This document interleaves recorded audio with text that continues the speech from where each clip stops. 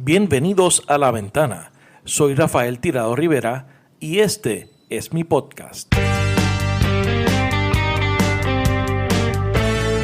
Bienvenidos al episodio 42 del podcast La Ventana, Puerto Rico. Esta semana converso con el ex representante por acumulación del Partido Independentista Puertorriqueño, Víctor García San Inocencio. Con Víctor dialogamos sobre sus inicios en la política. Nos cuenta que originalmente militó en el Partido Nuevo Progresista. Hablamos extensamente de sus años en la legislatura y discutimos lo que a mi entender es el informe más completo sobre el tema de corrupción en Puerto Rico, del que es autor junto al licenciado Víctor Rivera Hernández, a quien también tuve la oportunidad de entrevistar en el episodio 9 de este podcast. Este informe, titulado Derechos Humanos y Corrupción, fue encargado por la Comisión de Derechos Civiles y estará disponible en nuestro canal de Telegram. El enlace está en las notas de este episodio. De esta forma, La Ventana entra en la recta final de este cuarto ciclo y la próxima semana tendremos un episodio especial sobre el tema del Bitcoin en El Salvador.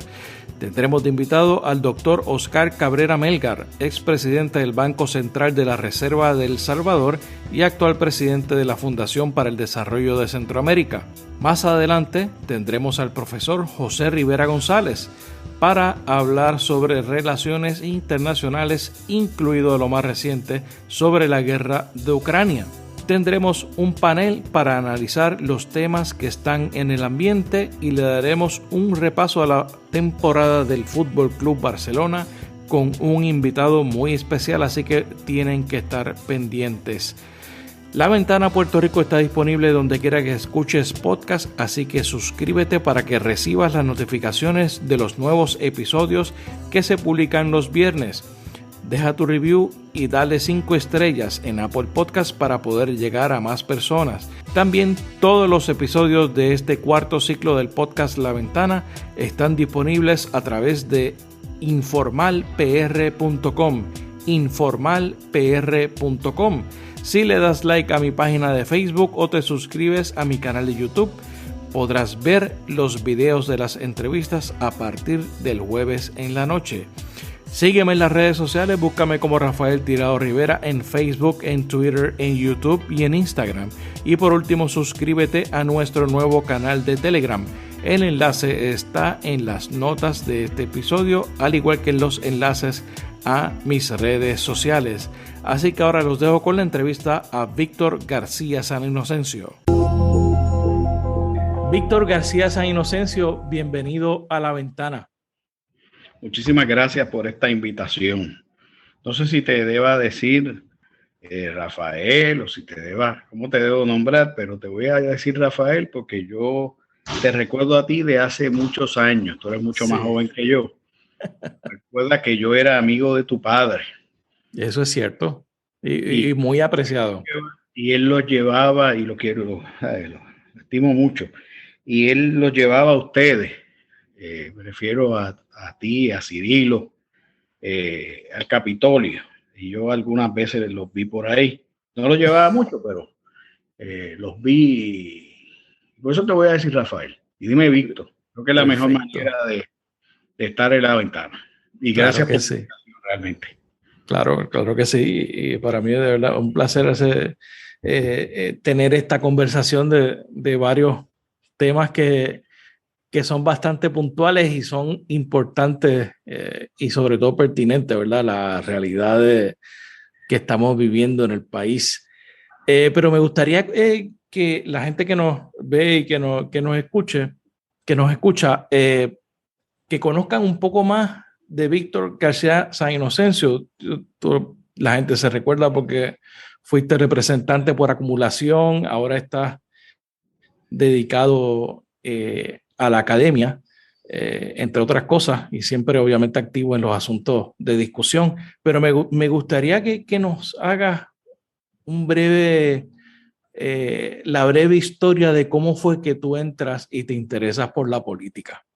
Bueno, la política es un hecho básico en mucha gente en Puerto Rico, ¿verdad? Yo diría que la influencia más grande de mi interés por la política pues viene de mi papá. que era una persona que seguía la política y que además pues era activista de alguna manera, y me llevó eso a imitarlo. Realmente los hijos imitamos a los padres, y Usualmente. pues yo ya desde los 10 años lo acompañaba a reuniones políticas, e incluso siendo prácticamente un niño, empezando la adolescencia, pues por la influencia de los primos también, empecé en la juventud del PNP. ¿De verdad? Cosa que no duró mucho, ¿verdad? Porque Gracias a Dios, Víctor. uno va evolucionando. Me tocó entrar temprano a la universidad, desarrollar un sentido Pero y un criterio. puedo pensar de tu papá era PNP. Sí. Venía del Partido No Progresista. Interesante. Entonces, pues nada, yo pude conocer a muchas personas en el PNP. Estuve ahí activo como 3 o 4 años, que fundamentalmente son los de mi escuela superior. Y nada, entrado a la universidad, ya uno empieza a ver otras cosas, y ya en mi segundo año de universidad, a los 17 años, pues dije no más, como mano de piedra dura, e incluso hice una cosa bastante rara para mucha gente, incluso para muchos de mis amigos en la juventud del PNP. Es que un buen día les avisé y les dije: yo no voy a hacer más del PNP, voy a luchar por la descolonización de Puerto Rico, pero voy a ingresar al Partido Independentista Puertorriqueño. Una decisión así, racional. ¿Y cómo fue ese proceso que tú llegaste a esa, para que te ayudó a llegar a esa decisión? Bueno, ¿Qué es lo que tuviste? Mira, era una paradoja, porque yo formaba parte de un grupo que tenía una dimensión local, pero había un grupo como de 8 o 10 jóvenes que estábamos bajo la mentoría de alguien. Yo tuve la fortuna de estar bajo la mentoría política, y era una mentoría muy especial. ¿Sabes en qué consistía? Uno iba y estaba casi todas las noches en casa de una figura política. De hecho, en mi caso fue Baltasar Corrada del Río, que se perfilaría poco tiempo después como un posible candidato a la alcaldía de San Juan. Pero ya para ese entonces no estaba yo, pero estuve 1 año y pico en esa dinámica. Otros no tuvieron la suerte. Ahí me tocó una persona muy liberal, claro, y de pensamiento abierto, y pues conversábamos mucho, jugábamos ajedrez, porque yo entonces era un buen ajedrecista. Ya lo tuve que dejar porque si no me iba a colgar en la universidad. Sí, yo hace mucho tiempo que no juego ajedrez, y probablemente si le preguntas a mi mamá por qué, es porque siempre que jugaba con papi nunca me dejaba ganar, y ella siempre decía, pero mira, déjalo ganar para que siga ahí. Bueno, la realidad es que yo tuve ese privilegio, digo que fue un privilegio, y un buen día le dije a Baltasar: mira, yo realmente me he convencido de que los americanos no nos quieren, y que hay que trabajar por la descolonización del país. Yo el único partido al que iría, porque no es contrario a mis principios o no me contradicen unas cosas, es al PIB. En aquella época existía el PSP también. Pero a mí me parecía muy radical el PSP. Yo tenía una combinación. Muy come candela para un estadista recién. No es eso, es que yo también era católico. Soy católico. De aquellos tiempos, eso es lo que me ha acompañado toda la vida. Y entonces, pues le dije a Baltasar, yo voy a ingresar al PIB, y me dijo, pero piénsalo, cógelo con calma, tú tienes, ¿cuánto es que tú tienes? Y yo, bueno, yo acabo de cumplir 17 años. Y me dice, y le dije, me quiero ir de intercambio. Así que me dijo, pero deja eso, deja esas decisiones para después. Y el después fue que a la semana fui al comité local del PIB, me presenté, todos me conocían, dicho sea de paso, porque sabes cómo eran las comunidades antes, eran Claro, mucho más más hermanadas, pequeñas y conectadas. mucho más conectadas, aunque no había nada de esto. Creo que esto desconecta en vez de... Probablemente ahora estamos más desconectados que antes. Y entonces me dijeron, pero ¿cómo es eso? Y algunos con mucha suspicacia, tú sabes, era la época de mucha persecución, de mucho de mucho encubierto, como que no creían la cosa. Y nada, eventualmente me aceptaron bien y me quedé en el PIB. Desde entonces hasta ahora, desde los 17 años hasta los 64, rompe y resta. Wow. Son rayos, 47 años, 46, 47 47 años. años. Y sigo creyendo en las mismas cosas. Así entré a la política y nada, no tuve ninguna posición de responsabilidad en el PIB, salvo pues ser funcionario de colegio, militar en el comité local, hacer las cosas que todo el mundo hacía, barrer, pasquinar, que no debe ser muy distinto en los otros partidos políticos. Claro. Y entonces pues también dedicarme al estudio. Yo era un buen estudiante. En aquella época nos llamaban estofones. No sé si ahora nos llamaban nerds o geeks. No sé cómo Exacto. les dirán ahora, pero era estudioso y me pude ir de intercambio. Fui a estudiar de intercambio a Inglaterra. Estuve allá un tiempo, regresé, me gradué, entré a la Facultad de Derecho. Y fíjate, en la Facultad de Derecho empecé a vincularme más con el PIB, más allá de localmente. Y empecé a ayudar en la investigación de los casos. El PIB siempre llevaba muchos casos judiciales. Casi, especialmente en el tema ambiental, siempre ha sido Sí, con las comunidades. pero en el tema electoral Ok, hay cantidad de casos de PIB versus comisionados, PIB versus... claro. y entonces, pues, en mi época estudiantil colaboré mucho con el PIB. Y cuando me hice abogado, en el 81, eso fue bien rápido. Monté mi oficina y pues a mí me enviaban cuanto caso del PIB había. Así que me fui vinculando más en ese servicio ya desde la litigación. Tenía mi oficina propia, pero atendía pro bono todo lo que me llegaba de allá. Y un buen día vinieron las elecciones del 84 y me llamaron. Yo había colaborado muy intensamente en los pleitos que llevaba el PIB, y entonces me llamaron y me dijeron si yo tendría oportunidad o si consideraría ir a trabajar a la Asamblea Legislativa porque el PIB volvía después de 8 años. Okay. Y yo le dije, ¿para qué, verdad? Y me hablaron de las distintas tareas, investigación, redacción, la cuestión parlamentaria.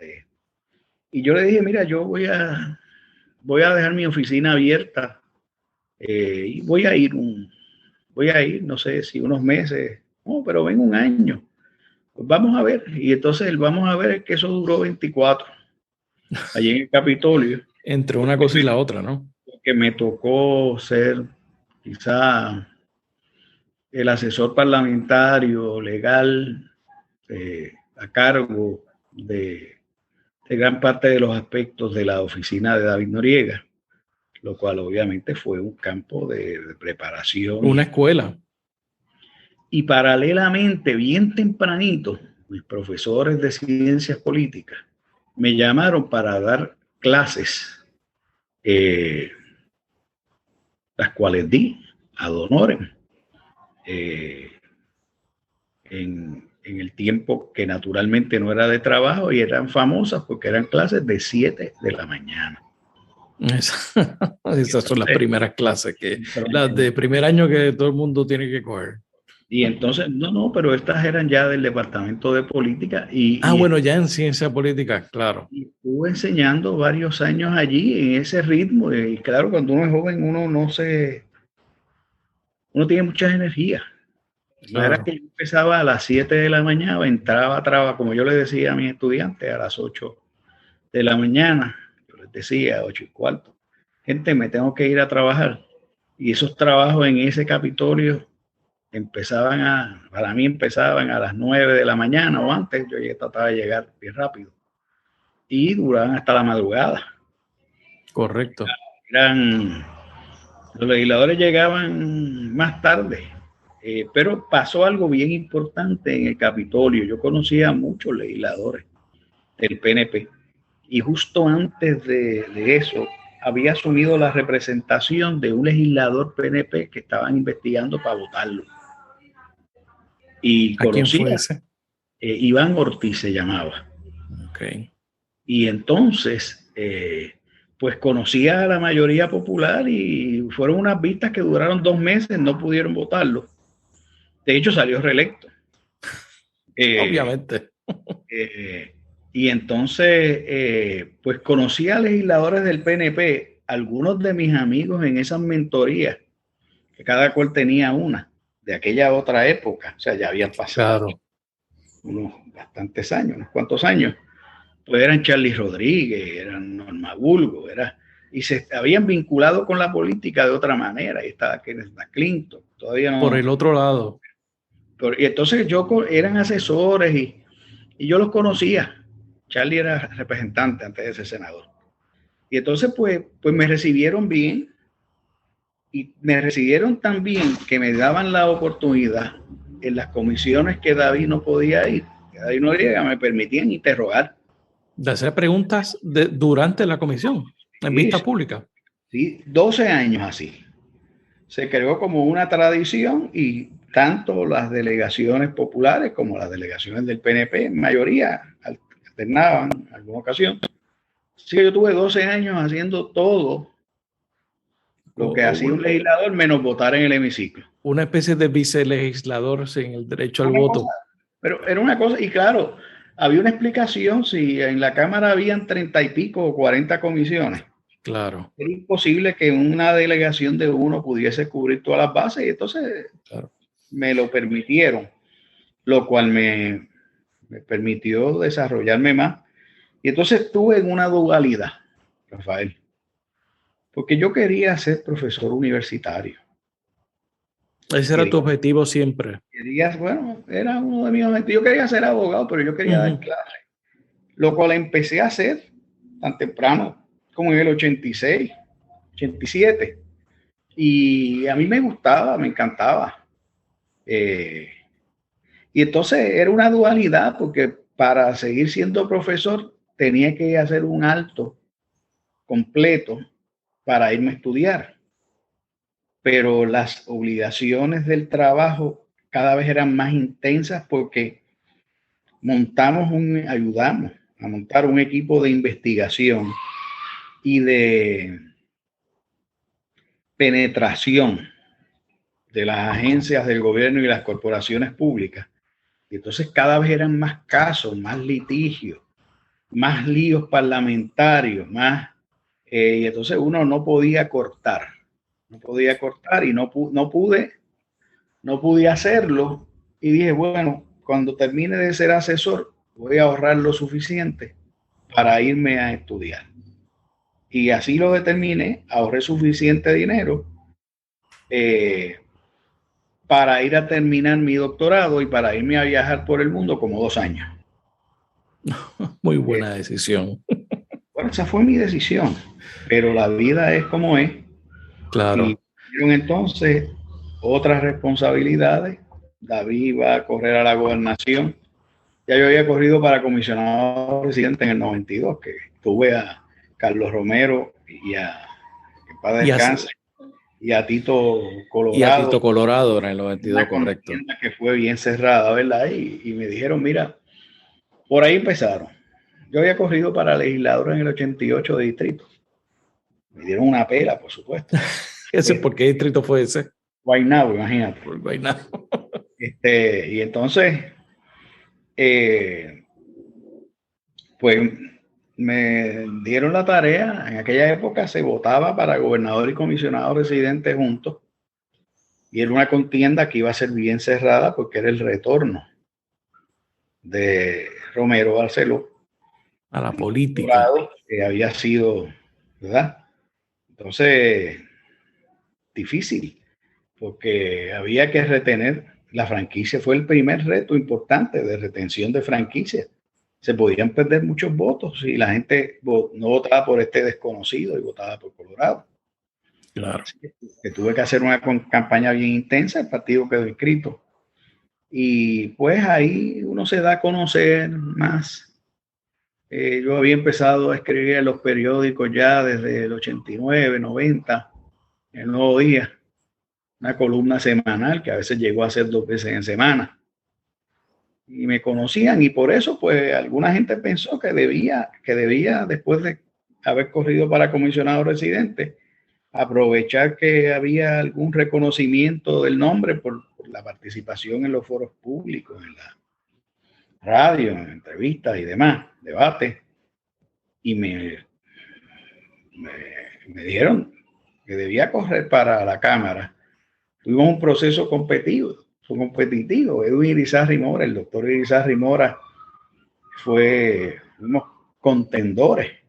Eso fue en asamblea, ¿no? No, eso fue en reuniones de discusión distritales maratónicas y luego en votaciones en cada comité local. O sea que se reunían los comités de los distritos a evaluar los candidatos y luego había una votación. En su comité local. Okay. Pero eran asambleas maratónicas porque nos tenían horas haciendo preguntas sobre todas las cosas. Era un ejercicio cualificatorio muy duro. Dudo que haya otro igual en el país. Probablemente no. Entonces, pues, fue una contienda muy bonita porque en el comité central del PIB al final se llevaban los votos de comité y yo, contra la decisión de mi comité de base, que así ha sido abrumadoramente a mi favor, emití un voto a favor de Edwin Irizarry Mora. Del contrincante. Sí. Pero, porque pues, a mí siempre me ha parecido Edwin una persona de una calidad tan extraordinaria. Extraordinario. Que yo pues reconocí que él debía hacer. Y entonces pasó algo curioso. El que traía un voto por el comité de Mayagüez votó por mí. Se cancelaron. Se coordinó. Hablando de coordinación, claro. Está bien hirviendo en los medios esta semana. De coordinación de PACs y campañas. No nos coordinamos, pero votamos el uno por el otro. Y pues me tocó ser portavoz del PIB. Despegaba casi verticalmente porque no tenía que recorrer pista, no me tuve que adiestrar. Claro, ya sabía lo que había que hacer. Había un sistema montado que uno manejaba y por eso es que quizás por la colaboración de tanta gente y por la sistematización de un trabajo y de un conocimiento muy técnico, como tú sabes, mucho más de lo que la gente cree. Sí. Y que debe serlo y que lamentablemente no se ejercita así por la inmensa mayoría de los legisladores. Yo no sé si está así. Sí. Pues yo creo que se ha perdido mucho de eso. Se ha perdido mucho del trabajo legislativo y una de las cosas que me gustaría comentar con usted, contigo, es de las relaciones que se hacen en la legislatura. Sí. Muchas veces la gente piensa que el tiroteo es constante, las relaciones de tirantez, pero por lo menos eh, entre el staff y los mismos legisladores siempre hay Sí, relaciones de coordinación. Yo no sé, sinceramente, si eso se mantiene y a mí me parece que no. me han dicho que no, pero fíjate las ventajas que uno llevaba. Uno era casi de los más viejos asesores, por lo Claro. tanto conocía a los asesores de todos los demás. Ujú. Y en condición paritaria, en condición igualitaria, Sí. éramos pares. Este, y había hecho todo el trabajo, todo el adiestramiento de todo lo que se hace, menos ir al hemiciclo. Oye, y es distinto. Esa yo no me imaginaba que el Es peso otra sobre los cosa. hombros era tan fuerte. Y eso que había estado miles de horas en el hemiciclo eh, y que dominaba el procedimiento parlamentario y el proceso legislativo. Pero nada, yo te diría que disfrutamos de esa tremenda ventaja y de otras cosas que son a veces hasta graciosas. A mí me tocó de portavoz del PIB, como portavoz del PIB, tener de compañero portavoz a Aníbal Acevedo Vilá. Cierto. Era compañero de la universidad, un poco más joven, pero que yo conocía desde el bachillerato y que incluso cuando participé en uno de los casos de la revista jurídica, cuando él la dirigía como abogado, me acuerdo que redactamos la demanda para que no se suspendiese el foro de los gobernadores, porque eso ocurrió después del abucheo de Romero. Así que yo tenía una Romero, tú sabes que cogió el abucheo panamericano y después se buscó Ajá. una. Sí. Y entonces, pues tenía muy buena relación con Aníbal.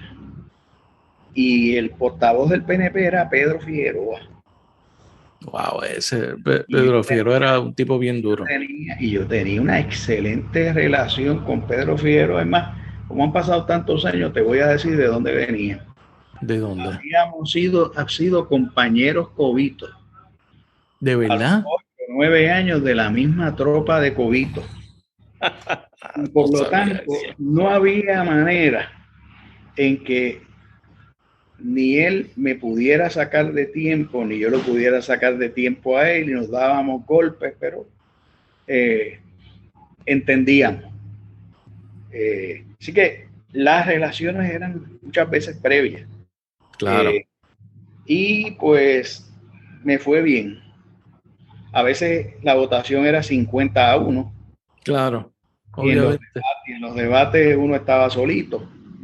Eh, pero me fue bien y hay algo bien importante, Rafael, que yo no lo digo por Guille, no lo digo por vanagloria, pero que para mí es bien importante. Yo estuve 24 años en uno de los territorios más tóxicos del planeta Sí.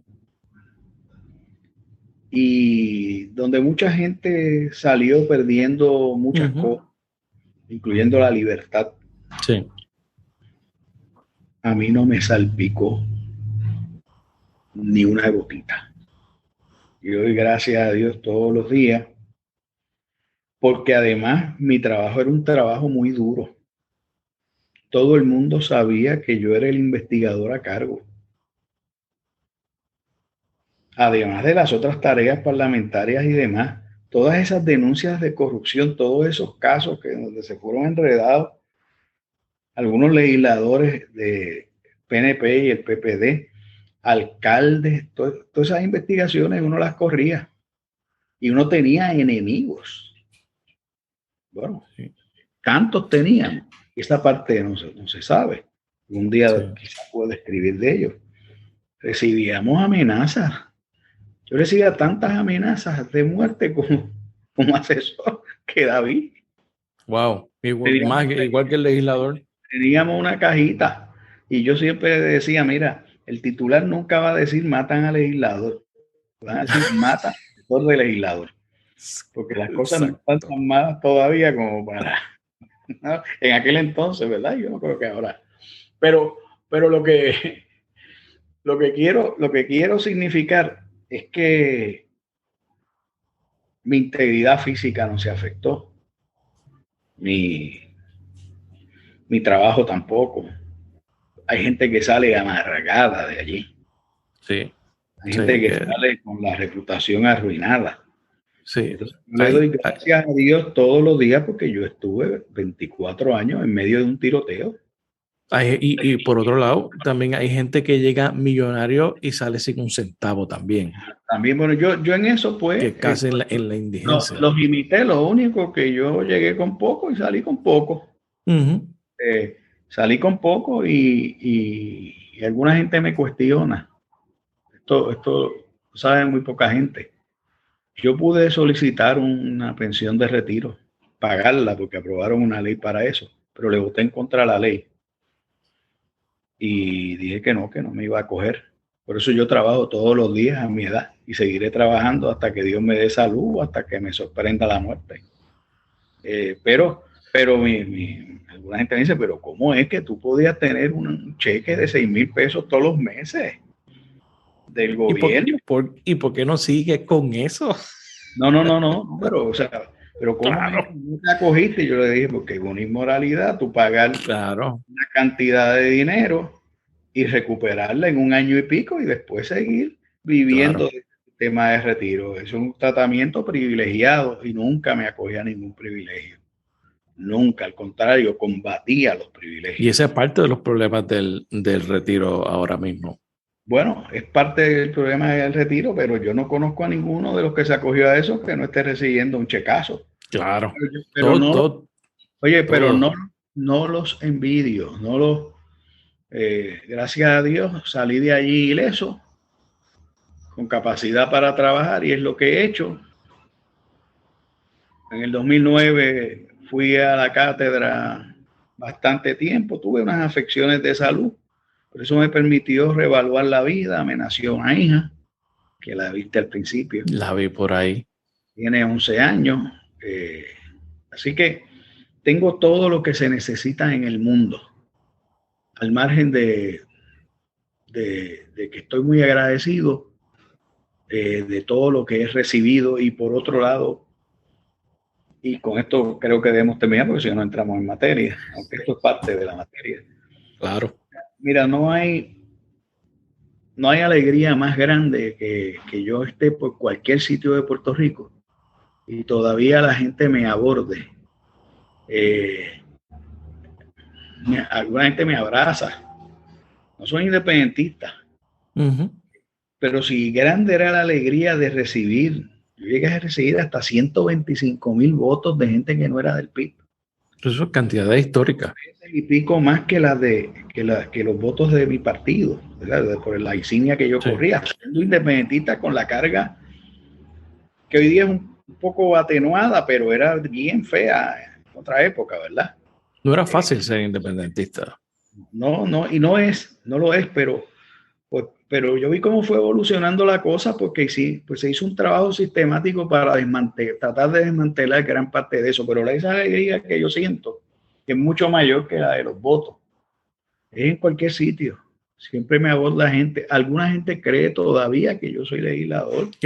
Sí, eso pasa todavía. Salí de allí hace, ¿cuánto? 13 años, 14. Eh, Porque como oyen uno en la entrevista y eso, pues creen, Correcto. a lo mejor dicen, oye, estará medio vago que no se oye tanto. Quién sabe, pero algunos se sorprenden. No, mire, si yo hace mucho tiempo que no soy legislador. Y se sorprenden y es genuino, es auténtico y me hacen ¿No? preguntas, ¿qué va a pasar con este proyecto? Y yo digo, mire, francamente, yo no me meto en eso y no soy legislador Y no sé y, de qué proyecto me habla. y, lo, y, lo, Pues, y, lo, tampoco está y al lo- día. y lo hago, bueno, eso me mantengo más o menos al día, ¿verdad? Porque enseño cursos relacionados y hago actividades relacionadas, aunque no trabajo para la legislatura ni para el gobierno. Eh, pero Pero pasa Rafael, y es bien interesante. Y me dicen, no, pero usted está en el PIB. Y yo, sí, yo estoy en el PIB, pero yo por respeto a los que fueron mis compañeros de trabajo cuando empezaban y con quien adiestré junto a ellos, porque están en mi oficina. Por respeto a ellos, yo no me metería en ningún asunto de lo que están tratando, digo, salvo que me llame. Claro. Y voluntario, y dicho sea de paso, la mayor parte de los legisladores que me conocen tienen mi teléfono y me llaman para hacerme preguntas y yo los atiendo y les doy una respuesta franca de lo que yo entiendo que es. Primero, si es un tema que tiene elementos jurídicos, pues se los explico.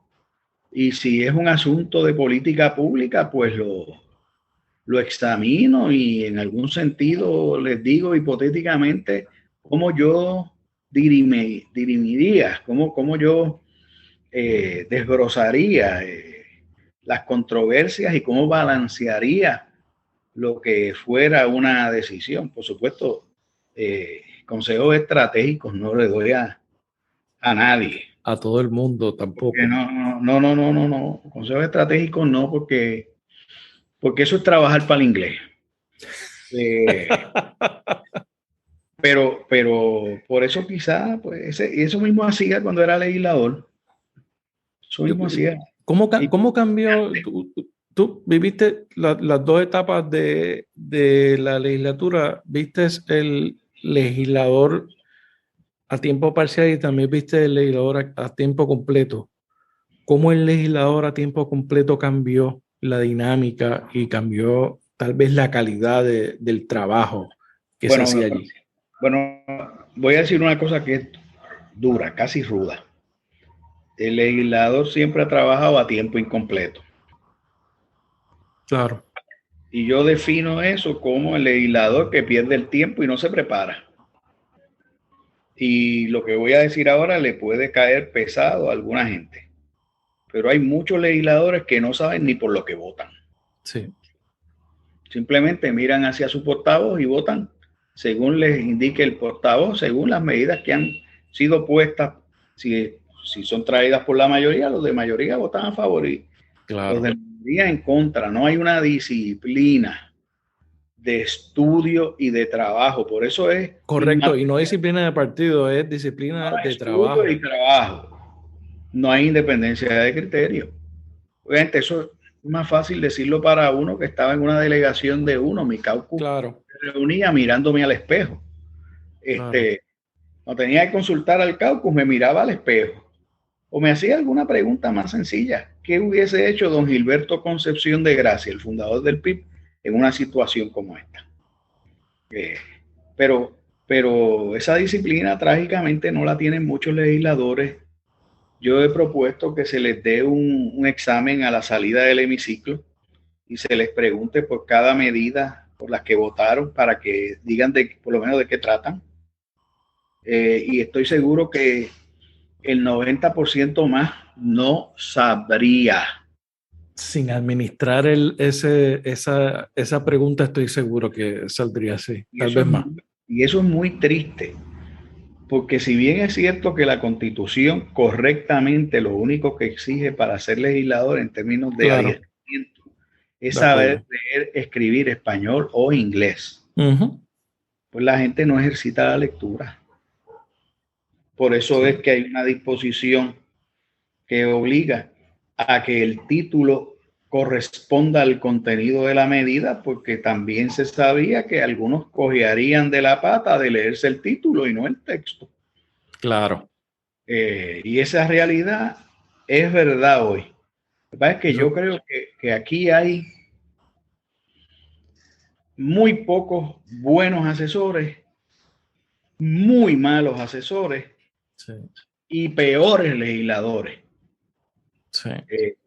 En muchas instancias. Y lo que estoy diciendo no debe sorprender a nadie y tampoco es fruto de ningún arrebato de arrogancia, ¿no? Es que, oye, si tú decides que vas a empeñar parte de tu vida en trabajar en el servicio público, en un cargo de la responsabilidad, que es el cargo de legislador, por favor, primero aprende cuál es la responsabilidad, cuáles son los deberes, a qué estás obligado. Y en segundo lugar, dedícate alma, vida y corazón, punto. Pero esa no es la norma. Esa no es la norma, por eso es que caen fácilmente ante la tentación de la vagancia, Sí. y en algunos casos ante la tentación de la otra corrupción, porque la vagancia es una forma de corrupción. Una forma de corrupción, pero allí el ocio muchas veces hace mucho daño.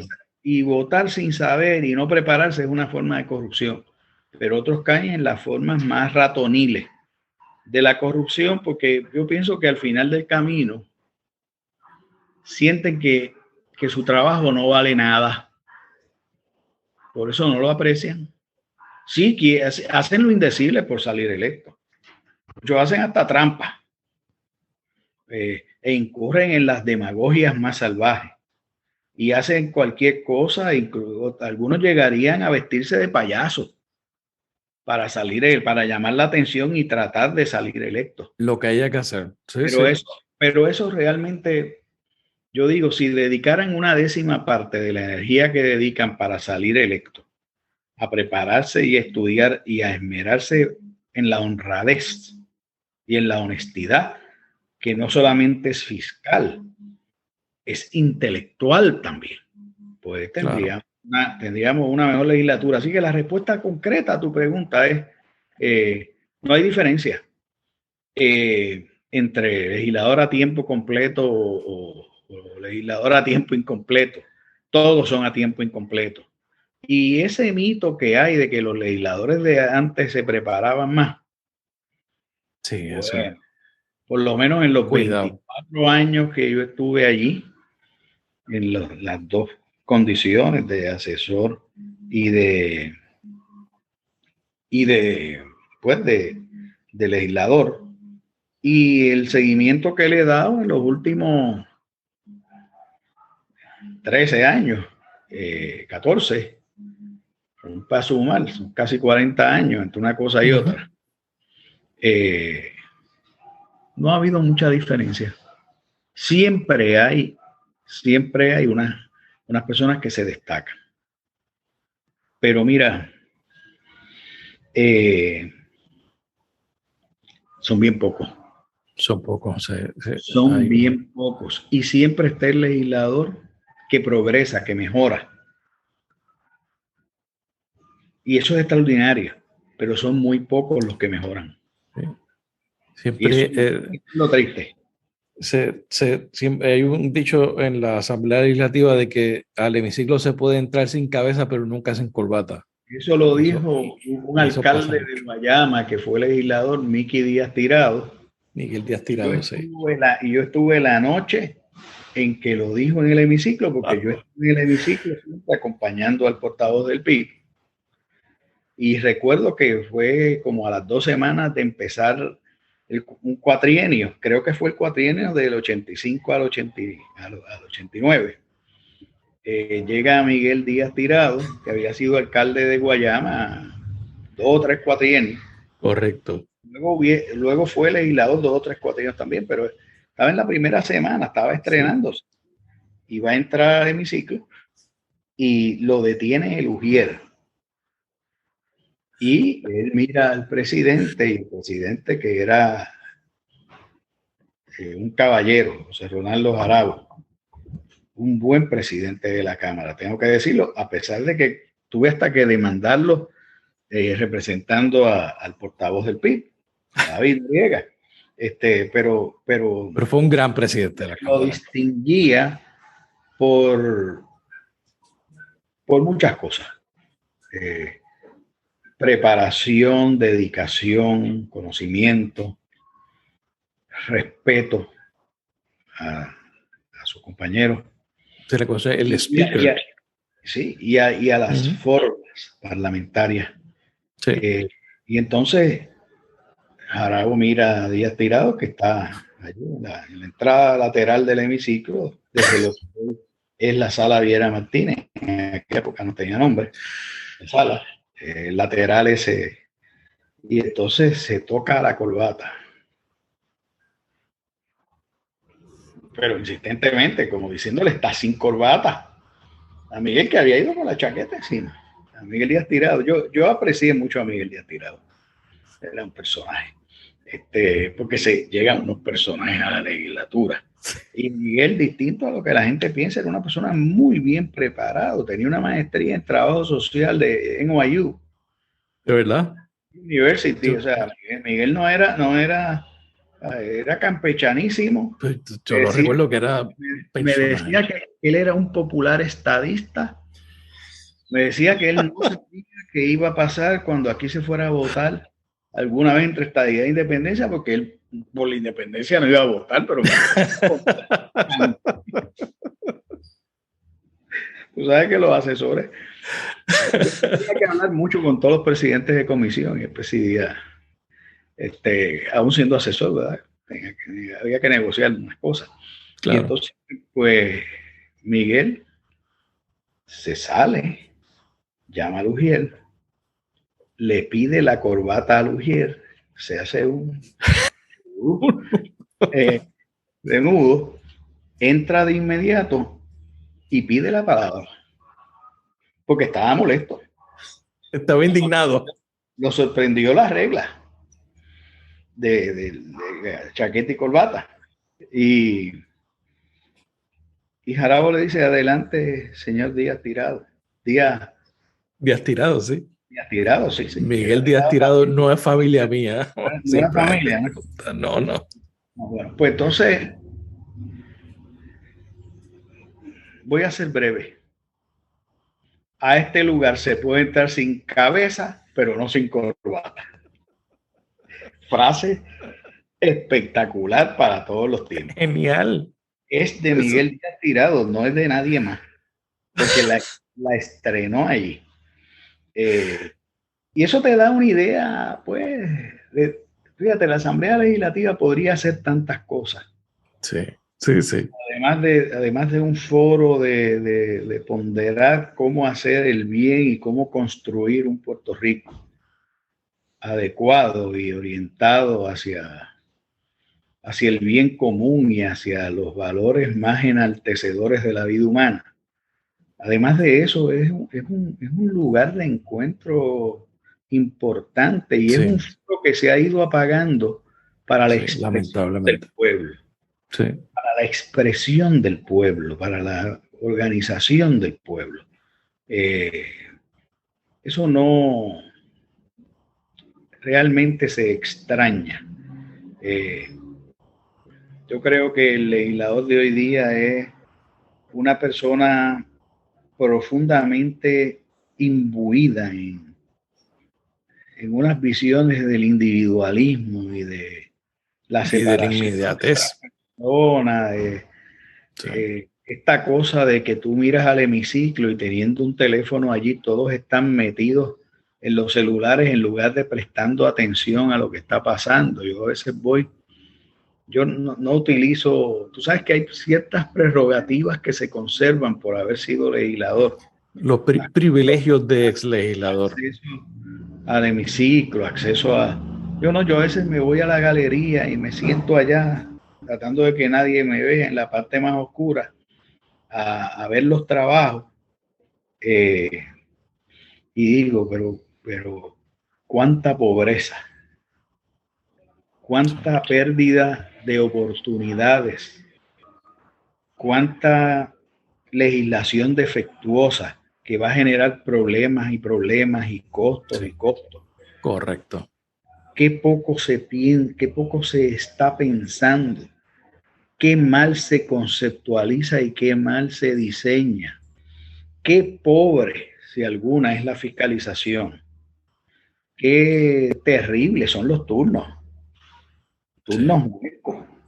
Cuando hay turnos, porque muchas veces en proyectos importantísimos no hay ni debate. Muchas veces hay legisladores que no hablan en el cuatrienio.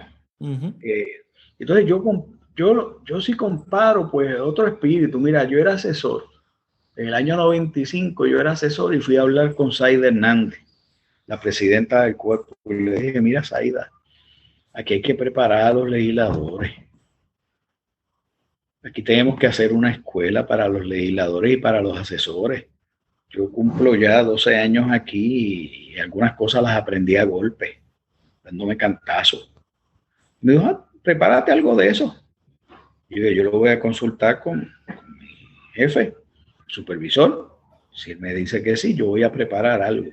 Y preparé la resolución para crear una escuela legislativa. Ah, mira, pero excelente. Que la primera escuela legislativa nace, curiosamente, cuando voy a entrar de legislador y me tocó, pues, diseñar y compartir los cursos. Pero ese era un proyecto que tenía que ser continuo.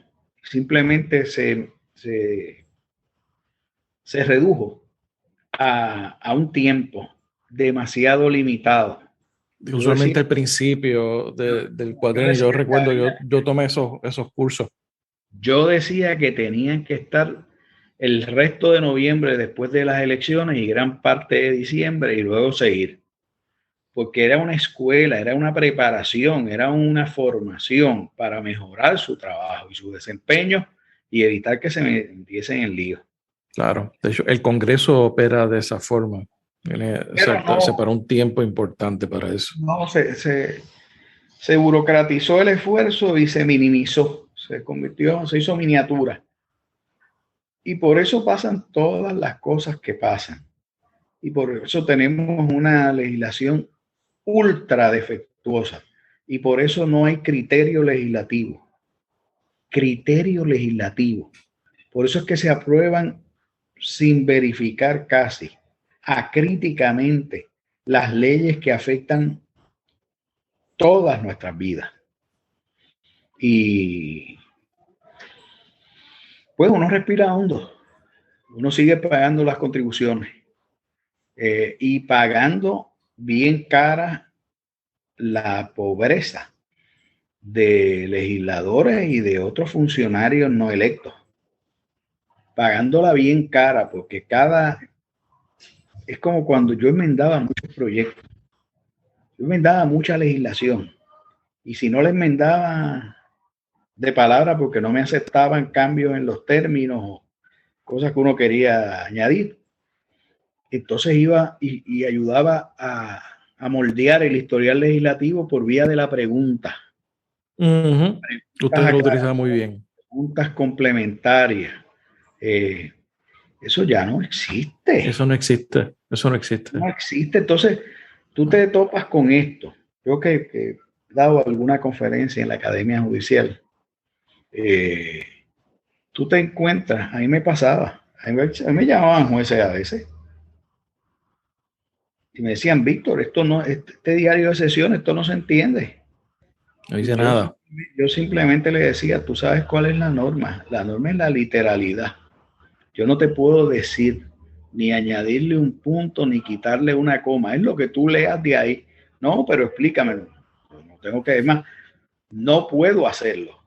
No es parte de mi trabajo y creo que violento la separación de poderes y le falto el respeto al cuerpo y a la asamblea a la que pertenezco si trato de inducir a alguien a que crea que la intención es una. ¿Cuál era la intención? Tú lees el historial, tú lees el debate, tú lees el informe de la medida. Y trata de interpretar lo que se dice, porque interpreta, cuando se dice. Y es una mogolla, como pasa a veces, hoy día demasiadas veces, pues entonces tú tienes unas normas de interpretación, tú tienes unos artículos del Código Civil que te ayudan también a dirimir cuál es esa intención. Estás obligado a decidir el caso. Así que persígnate y echa para adelante. Y les decía así, porque los jueces son las primeras víctimas. Las divisiones legales de las agencias también, cuando tienen que hacer un reglamento y no tienen hilo con qué tejerlo. Y la ley no tiene indicadores, ni estándares, ni nada. O por el contrario, es confusa. O dispone cosas contradictorias a veces. Sí. De disposiciones que se contradicen. Sí. Por eso es que tú ves que la legislación promedio o no se implanta o tiene que regresar a los pocos meses a ser enmendada. Sí. Y eso que ahora hay una super legislatura llamada Junta de Supervisión Fiscal que le ha costado al país $1.000 millones $1.000 millones. y siguen saliendo a borbotones. Y lo que falta. Esos disparates, incluyendo los de ella. Los de la Exacto. Junta Fiscal. Correcto. Pero este es el del gobierno. Víctor, tú en el 2015 se publicó un informe de la Comisión de Derechos Civiles, en el cual tú fuiste autor junto a Víctor Rivera Hernández y otras personas que también trabajaron en el mismo. Y yo creo que es el informe más detallado y más completo sobre el tema de corrupción en Puerto Rico. Háblanos un poco de la génesis de ese informe y cuáles son los hallazgos principales, qué es lo que plantea. Bueno, primero busca la referencia y dásela a la gente que está viendo, ¿no? Escuchando. De hecho, nosotros vamos a compartirlo en PDF porque en nuestro canal de Telegram. Todo el que se suscriba al canal de Telegram, vamos a estar compartiéndolo cuando esté disponible este episodio. Bueno, pues fíjate, tomaría muchas horas, pero la esencia es esta. Partiendo de muchas preocupaciones, especialmente después de haber investigado casos de corrupción por 24 años, haber incluso presentado ponencias en foros fuera de Puerto Rico. Recuerdo una en la Asociación de Sociología Jurídica Internacional.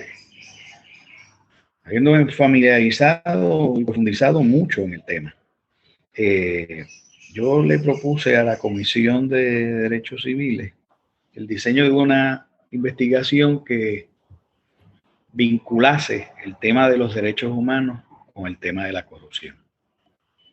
Primero, porque cualquier acto corrupto dirigido a violentar derechos humanos, y en Puerto Rico tenemos cataratas, como por ejemplo las carpetas, la lista de subversivos, la persecución política, es un acto corrupto. Pero además, cualquier acto corrupto, en la medida en que menoscaba recursos que deben estar dirigidos a toda la sociedad, al bien común, y se desvían para privatizarlo de la manera en que se los apropian, era una violación también a los derechos humanos de todos y de algunos sectores, generalmente los más vulnerables, los más frágiles. Y de ahí surgió este proyecto que contó con una característica única, ¿verdad? Y es que se trató de tener siempre gente de las tres ideologías de estatus de Puerto Rico reconocidas, aunque en el caso del sector estadista, pues colaboraron varias personas. Recuerdo que Irán Morales, el que había sido director de ética, estuvo con nosotros un par de meses. Secretario de la Cámara también. Sí, estuvo con nosotros un par de meses, pero tuvo que asumir unas obligaciones que se lo impedirían.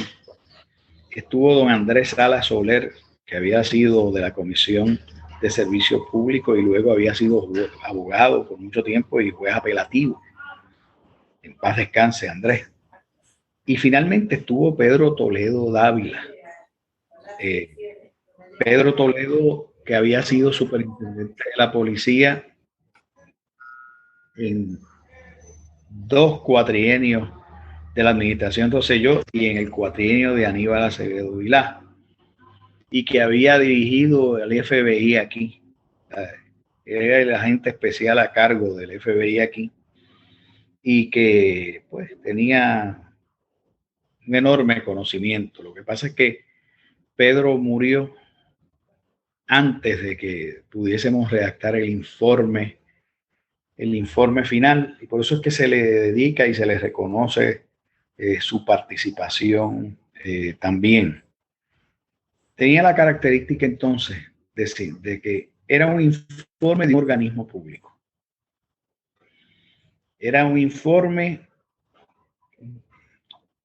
inobjetable en términos de desequilibrio, una investigación inobjetable en términos de desequilibrio, y era una investigación externa a ese ente público que disfrutaba, más antes que ahora, de una independencia y que tenía una larga trayectoria desde fines de la década del 50.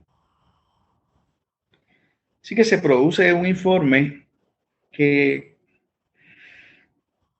2/3 del informe es una construcción de recomendaciones de cosas que hay que hacer derivadas de deposiciones a exgobernadores, a incumbentes de las agencias fiscalizadoras, a ex incumbentes de las agencias fiscalizadoras.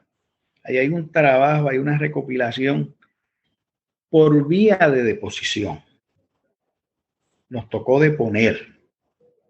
Y entonces es un material que está allí, que debía ser tomado, no solamente el informe y las recomendaciones, sino ese material, porque las recomendaciones derivaron de lo que a veces intentaban recomendar los entrevistados.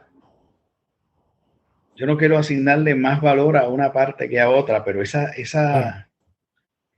100 y pico de páginas de recomendaciones, de las cuales muy pocas han sido adoptadas, pero algunos de los que se han leído el informe bien las han estado impulsando.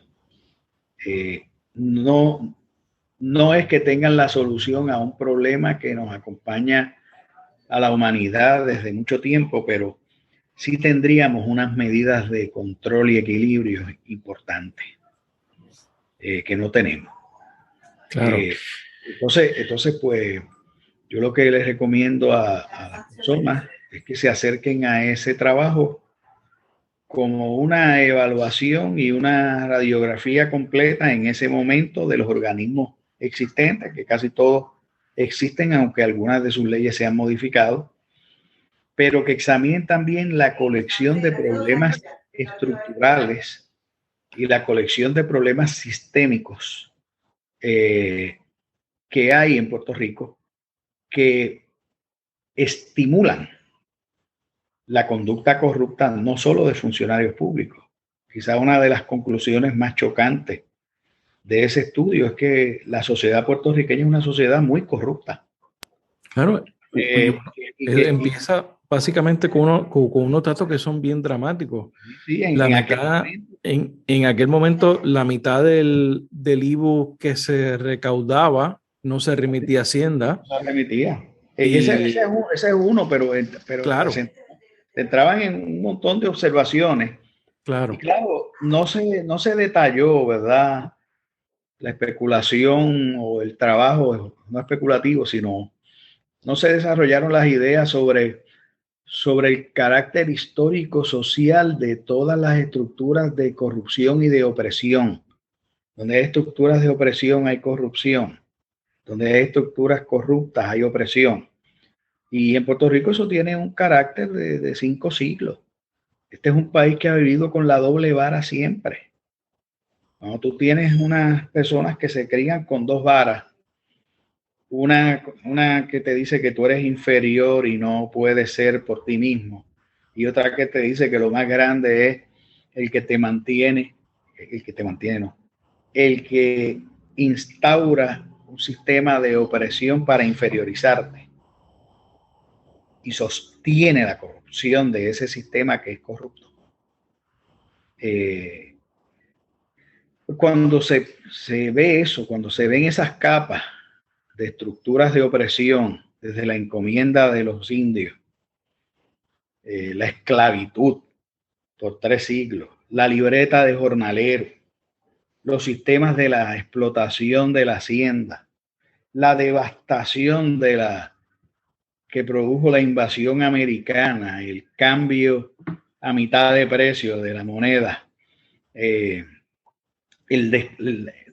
la quiebra que se provocó de la pérdida de los mercados.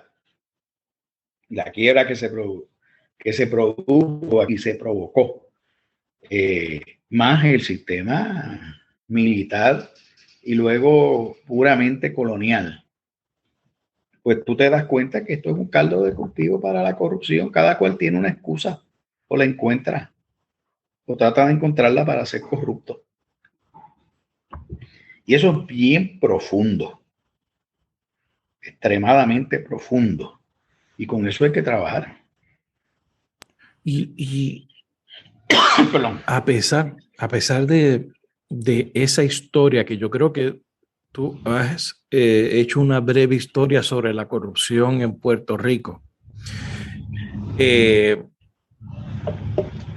y a pesar de que se han creado instituciones, nosotros tenemos el Contralor, que está incluido en la Constitución, tenemos la Oficina de Ética Gubernamental, tenemos el Fiscal Especial Independiente, tenemos el Negociado de Investigaciones Especiales.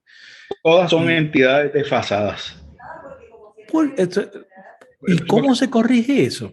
Bueno, lo que pasa es que eso requiere un tratamiento como el que tomó tanto tiempo estructurar en ese informe. Tú no puedes venir con una cosita aquí y otra allá y otra más allá. Tú tienes que ir y atajar el problema desde muchas direcciones. Claro, con unas fórmulas importantes de inyección de transparencia, fiscalización, participación ciudadana, acceso a la información, que hoy día suenan más trilladas, pero que no estaban no se habían popularizado tanto en el lenguaje de alguna gente. Pues todo eso hay que hacerlo a lo largo y ancho y profundo del sistema gubernativo. Pero eso no cura los problemas sistémicos. Puede mejorar muchísimo, pero no cura los problemas sistémicos mientras este país no tenga poder para gobernarse, mientras el Congreso haga lo que le dé la gana o decida no hacer porque le da la gana no hacer. Mientras las tres ramas constitucionales de Estados Unidos hayan desahuciado al país y al país como entidad política, reduciéndola a un estado casi de preley foraker, de gobernadores militares. Estamos hablando del 1898, 99, 2000. No es que hubiese alcanzado mucho más luego, no, pero llevando esto realmente a una especie de prehistoria. Bueno, no sacamos los pies del plato. Tenemos gobiernos corruptos en una sociedad corrompida, bajo un sistema colonial, imperial, corrupto. ¿Qué corrupto? O sea, tienes ahí las cuatro esquinas. Y entonces, el país que es entregado a manos llenas a unos intereses sin que se abochornen los que lo hacen, que son intermediarios o actuales o futuros comisionistas de lo que entregan, de lo que le entregan. O sea, esto es un país que fue construido para el capital americano.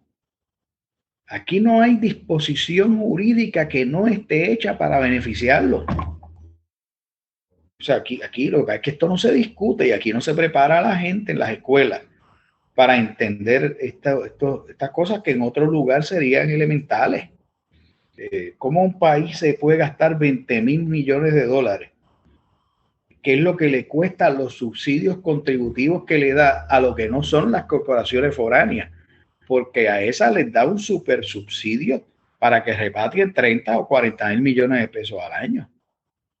Pero tú sabes lo que es que al gobierno le cuesta otros 20,000 millones de dólares todo lo que regala. Que es un regalo. En ningún lugar del mundo la gente opera así, echándose fresco. En ningún lugar del mundo tú le dices a la gente, mira, vente para Puerto Rico que te voy a dar exención completa. En ningún lugar del mundo le dicen a la gente, el sector sistemático, tú eres médico, pues mira, ven para Puerto Rico, regresa para Puerto Rico, no te vayas, que vas a pagar contribuciones al 4%, mientras el que está ganando un salario que no le da para vivir paga 3 o 4 veces eso. Este país que se ha construido a base de endeudarlo para pagar intereses y para cuando las cosas se ponen malas, pagar todavía más intereses y meterlo más en el hoyo hasta la quiebra. Y después de la quiebra nos han endilgado una junta de supervisión fiscal que no se va a ir cuando haya 4 presupuestos balanceados. Hay 20 planes negociándose y van a supervisarlo. Claro. O sea, han hipotecado al país 30 o 40 años más, pero no solamente es la economía, no solamente es la finanza pública. Su aspiración, porque no existe, a tratar de mandarse a sí mismo. Ya el colonialismo le había dado un tiro a eso por mucho tiempo, pero ahora con la Junta de Supervisión Fiscal y la ley promesa, es el tiro de gracia. Somos un cadáver. Somos un cadáver político. Puerto Rico no tiene una polis, no tiene una comunidad política que pueda mandarse. Puerto Rico es la negación, es la antítesis de cualquier noción de democracia. Esto antes te abrían una carpeta por decirlo. No sé si todavía alguien abrirá algún tipo de carpeta. Pero esta es la pura verdad. Esta es la pura realidad. Y eso no se le explica a la gente. Entonces, ¿de dónde sale la corrupción? Oye, bendito, pero no vengamos con las generalidades. La corrupción está en todas partes. No. Hay corrupción en todas partes. Pero la sistematización de la corrupción, la construcción de la corrupción que se hace y se ha hecho en esta colonia no tiene paralelo. Por eso es que se han abierto todas las posibilidades a las peores abominaciones, porque nos faltan escalones por descender, ¿sabes? Todavía. No hemos visto lo último. Los otros días otro día un legislador que no sé ni de dónde es, preside la Comisión de Recursos Naturales de la Cámara, yo no sé cómo se llama todavía, le dio un ultimátum a una legisladora para que trajera la prueba de por qué había dicho que había narcos metidos en un sitio. Eso no tiene ni pie ni cabeza. Totalmente improcedente, sin ninguna facultad para ello, en una macharranería. Totalmente de acuerdo. Para desviar obviamente la atención. O para lucir de que hace algo. Bueno, o para montar un show, pero un ridículo. Yo vi eso y me dio un ataque de risa. Y dije, caramba, pero ¿por qué no le pararon la vista? ¿Por qué no vino alguien a pararle la vista para que no siguiera hundiendo a la Cámara de Representantes y esa comisión? Yo enseguida me puse a escribir una columna que titulé el Noticel. Yo publico mucho en Noticel. Hay narcos en la costa. Bueno, y expliqué. Y todavía aquí no hemos llegado a lo que en otros lugares, a la intensidad de otros lugares, pero de que aquí hay una infiltración de narcos, claro que sí. De que, bueno, pero ven acá. Esto que pasó hoy en la Corte Federal, este caso del contable que se declara culpable por crear un esquema para esconder los nombres de los que donan. El del PAC, claro. Esto de los PACs, mira, con trampas y tramposos así se presta cualquier cosa. Es una forma de corrupción. Ahora sacaron una lista de que él tuvo que dar para su negociación de culpabilidad. Mira lo que ha salido ahí. El fideicomiso de la Guardia Nacional donándole ese PAC. Eso es increíble. No sé, yo lo menos que espero lo menos que espero es que si hay algún miembro de la Guardia Nacional que tenía que supervisar o que actuó sobre eso, no lo sé, pero alguien, lo menos que espero es que lo degraden a raso, aunque sea general. Alguien tiene que Que lo responder por voten, eso. No. y que lo voten y que lo procesen. No sé si bajo el Código Militar o bajo el Código Penal o bajo... Pero ¿cómo se va a admitir una cosa así? ¿Tú te imaginas que el video ese que se traga tantos millones le hubiese donado al PAC ese? ¿Qué ñame? No, eso. O los contratistas gubernamentales, entonces, ¿cómo tú le vas a crear una pantalla para hacer secretas las donaciones? Los PACs mismos son una corrupción. Claro. Legalizada. Está montado el sistema electoral está montado en eso. Legalizada por el sistema estadounidense en el caso de United. O sea, pero y no hay forma de cambiar eso de manera local. Aquí le ganaron al bruto, al más bruto. Aquí le ganaron. O sea, el PAC está hecho para que tú no te equivoques en la trampa. Lo protege, claro. Y puedes donar todo lo que quieras, siempre y cuando no coordines con candidato alguno y te dediques a hablar de issue. En este caso, pues hicieron un PAC para probablemente decir verdades sobre Wanda Vázquez, la gobernadora postiza. Claro. ¿Verdad? Y eso se puede hacer. Lo que no se podía hacer era esconder los ingresos o mentir de dónde venían y cuánto era y quién donaba. Que además de que te legalizan la trampa, no vayas al extremo. Pero por eso es que se pasaron. Este caso tiene que haber agarrado todos los titulares imaginables, porque allí habrá mucha gente diciendo, oye, pero hay que ser bien bruto, o bien afrentado, o bien torpe, o creerte que eres el titán de la llanura. Y te digo, ese caso tiene cola. Cuando empiecen a investigar qué cosas han conseguido, si algunos de esos donantes que obviamente pasaban clandestinos, claro, cuando empiecen a investigar involucramiento de otros funcionarios, cuando se vaya al pliego de ese information, que es como se llama el documento antes de que el hombre haya hecho alegación, y se identifique quién es ese alto funcionario público nombrado ahí el número 1, eso va a salpicar y fuerte. Eso va a salpicar y fuerte. Yo creo que en este asunto Pierluisi está mucho más finito que Ricky Rosselló.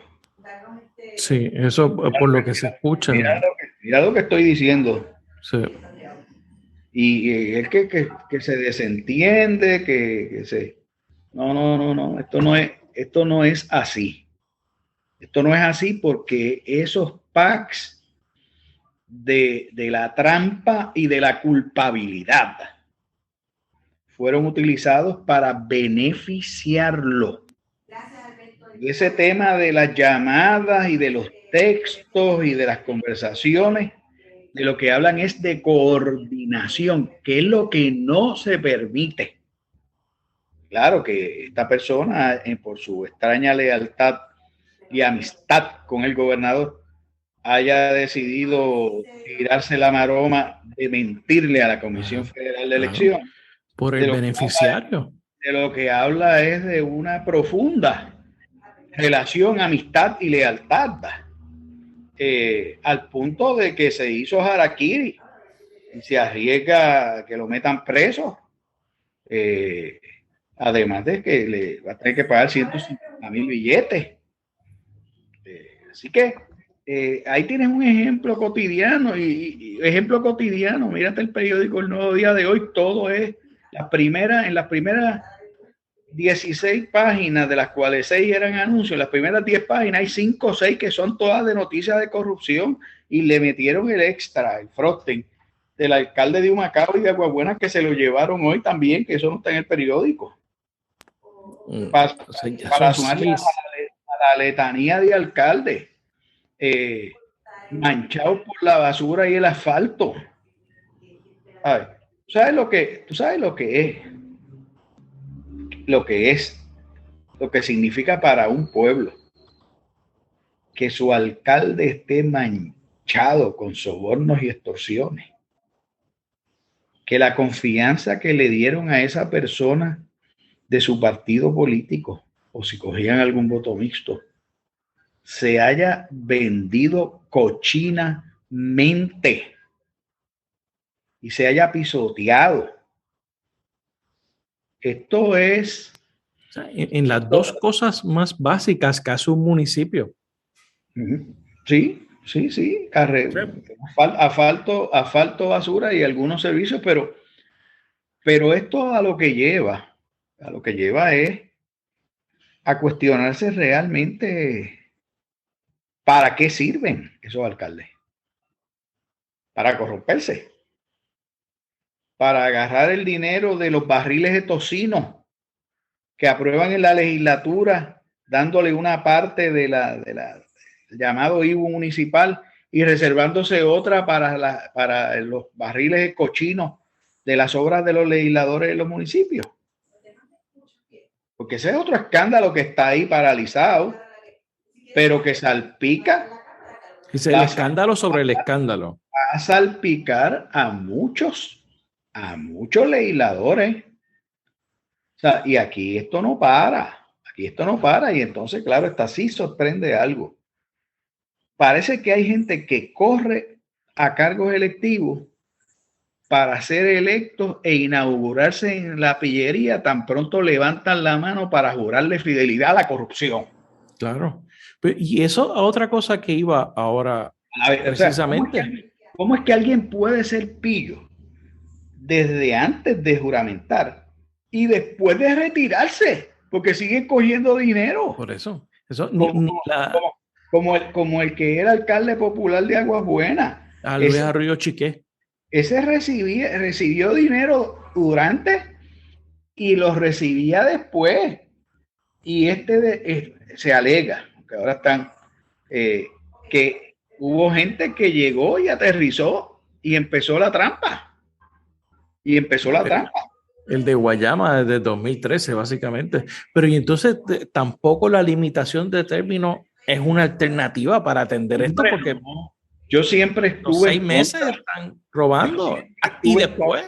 Yo siempre estuve en contra de la limitación de términos y de esta moda que se puso de poner bonitillos jovencitos a correr, porque mira lo que nos parieron, mira lo que le dieron al país. Un Ricardo Rosselló, un Fortuño y un García Padilla. Esa moda. Y el García Padilla. Un poco más atrás de Pedro Rosselló. Bueno, sí, pero fíjate, ahí es distinto, Yo te estoy hablando de esa moda de que hay que cambiar, hay que sacar a todos esos videos. Oye, perdóname. En los países civilizados se valora la experiencia. Claro. Se valora el conocimiento. Se crea un equilibrio. Pero aquí hay mucho advenedizo de último minuto que se matricula primero en la organización corrupta antes de empezar la campaña para financiársela. Que viene sin agenda. Y luego que sale electo, premia a los que lo ayudaron a treparse. Y hay, claro, los que yo pienso que son casos de imbecilidad absoluta, como este de Cataño, el Cano, que realmente deben hacer 3 películas por lo menos. Porque, o sea, mira, hoy una persona me enseñó a mí un reloj Rolex. Yo te juro que yo me había fijado nunca en un reloj Rolex. Yo no lo sé identificar. No, yo no tengo prendas ni relojes ni nada de eso, pero me lo enseñó. Y yo dije, pero ¿y cuánto vale eso? Y la persona me explicó, mire, esto yo lo he estado pagando poco a poco y ya estoy a ley de terminarlo. Es como una hipoteca. Esto salió en varios miles de dólares. Y yo le digo, oye, ¿y cómo es posible que alguien quiera tener 5, 6, 7 de esos como el Cano? ¿Cómo es posible que gaste en trajes? Yo creo que le rompió el récord a Aníbal Acevedo Vilá, de aquellos trajes de 3,000 pesos que se ponía Aníbal, que lo sacaba de los fondos del Partido Popular, y eran gastos de verse bien. O sea, esa corrupción existe aquí. Esos actos que se quieren hacer pasar livianamente son actos de corrupción. A lo mejor no son delitos, pero acuérdate que la corrupción tiene una característica. Muchas veces se legaliza. Se formaliza. Pero no deja de ser corrupta la conducta. A lo mejor es legal que el gobierno de Puerto Rico decida agarrar 5 máquinas de diálisis y mandarlas para Fortaleza para que las usen de lavadora. Sí, a los 400, 500 pacientes que dejan sin dializar. Eso es moral, eso es ético. O eso no es un acto de corrupción. Que ese es el costo. Dinero que se va en corrupción es dinero que no se presta en servicio a la gente. No llega a quienes tiene que llegar. Eso es como las exenciones contributivas. Eso es como. Entonces, de eso trata esto. De eso trata esto, Rafael. De eso trata ese trabajo. Y de eso trata de por qué uno, pudiendo dedicarse a cosas más agradables, uno se dedica a observar y a escribir y a analizar y a veces hasta sermonear sobre estos temas. Estoy de acuerdo con el diagnóstico de que esto no es de porque llegaron unos fondos federales la semana pasada y todo el mundo se lo empezó a repartir y vamos a hacer dinero con eso. Es un problema sistémico del país desde su origen, desde la forma en que ha sido establecido. Entonces, la independencia o la soberanía no está disponible porque el país no la quiere. Yo no sé. Hay que hacer algo. Yo no sé si es verdad eso. Yo creo que eso es cada vez más falso. Claro, pero por lo menos pienso que eso es cada vez más falso y es un proceso. Estoy de acuerdo. Creo que ha habido un avance. Y es un proceso paulatino. Claro. Acuérdate que en Puerto Rico hay un solo partido político grande, que es el PD, el Partido de la Dependencia, que tiene una facción roja y una facción azul. La facción roja se llama PPD, la facción azul, PNP. Tarde o temprano, verás que los pocos que le queden, o los muchos que le queden, yo creo que cada vez son menos, a ambos corazones del rollo, se van a juntar en un partido para la colonia permanente, por la imposibilidad de la estadidad y por la absoluta humillación del sistema colonial. Pero tarde o temprano también, yo creo que va a ser más rápido de lo que mucha gente cree. El mango bajito se va a acabar. El mango bajito se va a acabar. ¿Por qué? Porque la vida se va a tornar invivible, intolerable en este país. O sea, nosotros tenemos la mitad de la gente viviendo bajo el nivel de pobreza. Claro. La gente no le da el dinero. La gente que trabaja, la mayor parte recibe salarios miserables. Miserables. La gente está cansada de que sus familias se dividan y se desgajen. Y ya saben dónde están las causas. Las causas están en esto. Y entonces estoy convencido de que cuando el número de personas no afiliadas que no voten por las dos facciones del Partido de la Dependencia, ese número siga creciendo, Estados Unidos va a hacer algo. Y yo creo que la cosa va a decantar por lo que es la ruta natural.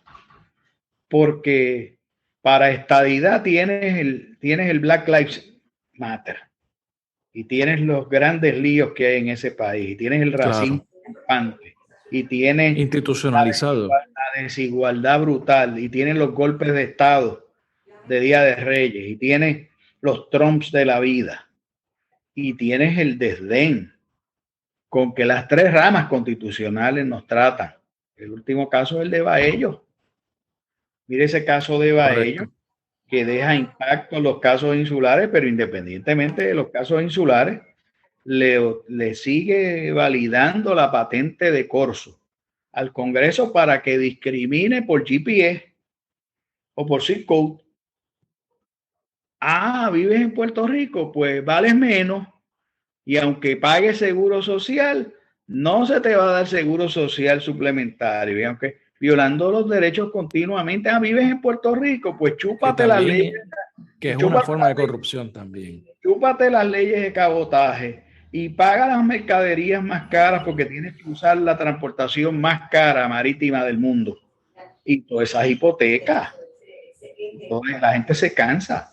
Claro. Y la gente particularmente, me subrayo esto porque creo que es importante, Rafael. Nosotros tenemos por primera vez una generación en Puerto Rico joven que toda su vida ha vivido en crisis.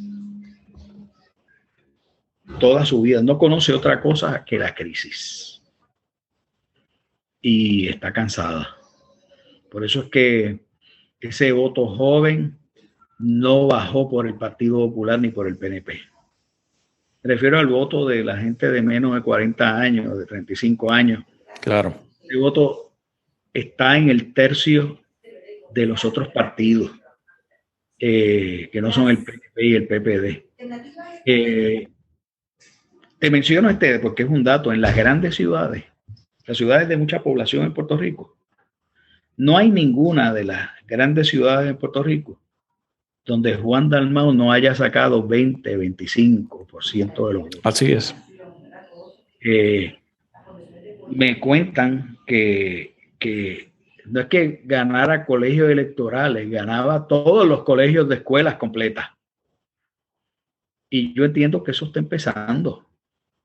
Y a mí me parece que la gente ha perdido el miedo, y la gente se ha dado cuenta también que hay unos derechos que existen y que van a existir. Y la gente, especialmente la gente más joven, que tiene que chuparse esta crisis amarga día a día. Claro. Esto es más amargo que un tamarindo con ácido de batería. La gente va a reaccionar. Por consiguiente, la premisa no es correcta. Movimiento genera movimiento. Mientras esto no sea un problema para Estados Unidos, buscan la salida más fácil, que es no hacer, y los incompetentes rojos y azules se escudan en eso y en los miedos que han sembrado por mucho tiempo para seguir alternándose en la vagancia, en la insolencia, en la corrupción, en el regodeo. Y eso yo creo que está hastiando a mucha gente joven y a mucha gente mayor, ¿sabes? No es fácil ver los hijos irse. Sí. No es fácil ver los nietos irse. No es nada fácil para mucha gente mayor. Y vamos a hablar, por ejemplo, de los pensionados. Pensionados que ya no encuentran cómo golpearlos más. ¿Tú crees que tienen una gota de agradecimiento? ¿Les queda una gota de agradecimiento a esa incompetencia y mediocridad que los ha llevado a terminar sus vidas en la pobreza completa? Por eso es que se van a generar cambios. Yo no tengo la menor duda. ¿Cuánto tarde? No lo sé. Pero se van a generar cambios. Y la gente le tiene más miedo a los que los empobrecen. Fíjate que el miedo que toda la vida sembraron es que si Puerto Rico era independiente, eso iba a ser una república desordenada, corrupta, con mucha gente pobre. Adiós. ¿Y qué es Que lo iba a que ser ahora? como República Dominicana cuando venían ellos para acá. No, ¿y qué es Puerto Rico ahora? Claro. Un país con más pobreza y desigualdad que nunca, un revolú, un desorden completo y una corrupción rampante. Eso es bajo esta condición colonial. Así que no hay otro lugar que no sea ir hacia el progreso. Vamos a mejorar. Eso esperamos todos. Estoy totalmente de acuerdo. ¿Algo que quieras añadir, Víctor? No, hombre, no, gracias por la oportunidad y que se repita y mucho éxito en La Ventana y en tus proyectos. Sin duda alguna se va a repetir y vamos a estar hablando con más tiempo en el futuro. Y saludos a tu claro familia. Que sí. Don Víctor García San Inocencio, gracias por estar en La Ventana. Gracias a ti. Gracias por escuchar este episodio de La Ventana. Sígueme en las redes sociales, búscame como Rafael Tirado Rivera en Facebook, en Twitter, en Instagram. La Ventana es una producción de Change Lab Media para Rafael Tirado Rivera. Hasta la próxima.